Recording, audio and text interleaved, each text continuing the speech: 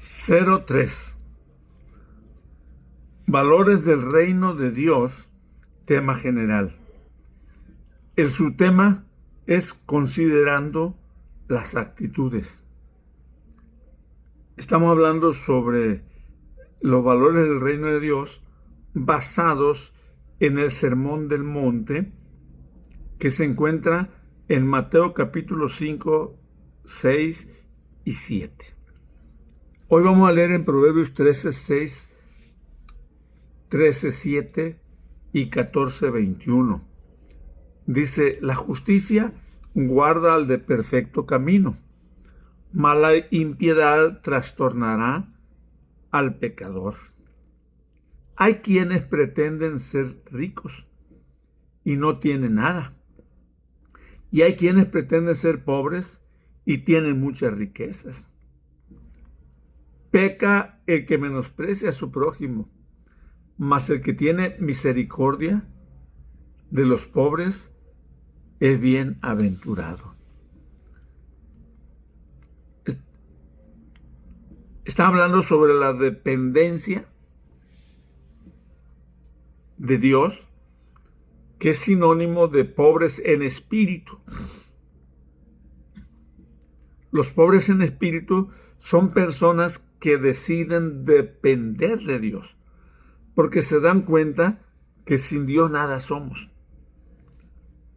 En Juan 3, 16 al 19, dice la palabra de Dios, el Señor Jesucristo dice: porque de tal manera amó Dios al mundo, que ha dado a su Hijo unigénito, para que todo aquel que en Él cree no se pierda, mas tenga vida eterna. Porque no envió Dios a su Hijo al mundo para condenar al mundo, sino para que el mundo sea salvo por Él.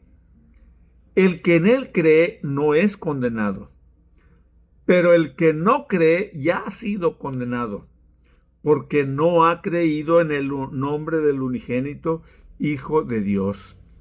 Y esta es la condenación: que la luz vino al mundo y los hombres amaron más las tinieblas que la luz, porque sus obras eran malas.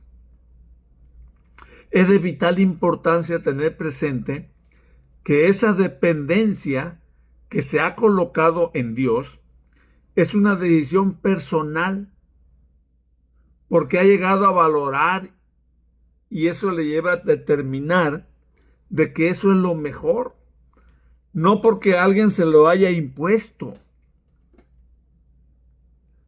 No por ello se puede ir cambiando de acuerdo a las conveniencias, ir creciendo y desarrollándose. Es muy común escuchar a personas decir: yo tengo libertad para decidir lo que quiera. Bueno, sí, pero eso demuestra que realmente no ha entregado su vida al propósito de Dios. Por lo tanto, no está bajo su dependencia. Es necesario comprender que los pobres en espíritu han entregado toda su voluntad a Dios. Ahorita vamos a ver que no pierden la voluntad, la han depositado en las manos de Dios, y ahí está mejor. Tenemos voluntad, tenemos capacidad, como diría ahorita lo que decíamos al principio, para tomar decisiones, lo que sea, pero hemos entendido que por nuestra voluntad podemos ser desviados, distraídos, pero si estamos dependiendo de Dios, entonces se acaba la voluntad. O sea, se acaba la decisión de decidir por uno. Las decisiones van a ser tomadas en razón de la relación con Dios. La dependencia es el resultado de una actitud. Nuestro Señor Jesucristo nos presenta este gran valor del reino, el cual se convierte en una actitud de los que le aceptan como Señor y Salvador de sus vidas. no es porque no los quiera, no los quiera imponer, sino porque Él sabe que eso es lo mejor para todos los ciudadanos del reino. Por eso se dice que es una dependencia ante Dios.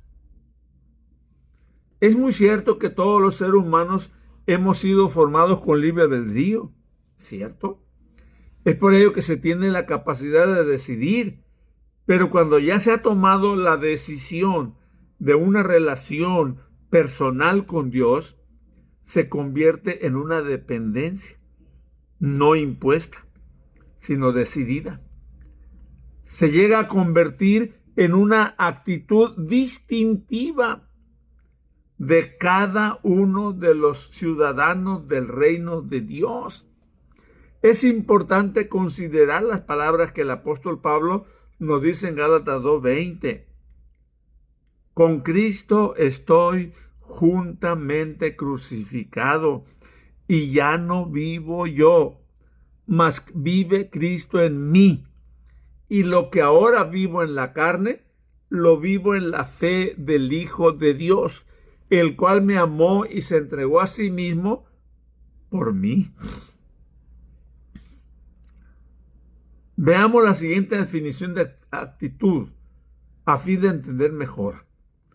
La actitud es un procedimiento que conduce a un comportamiento en particular. Es la realización de una intención o propósito. Según la psicología, la actitud es el comportamiento habitual que se produce en diferentes circunstancias. Las actitudes determinan la vida anímica de cada individuo. Las actitudes están patentadas por las acciones repetidas de una persona.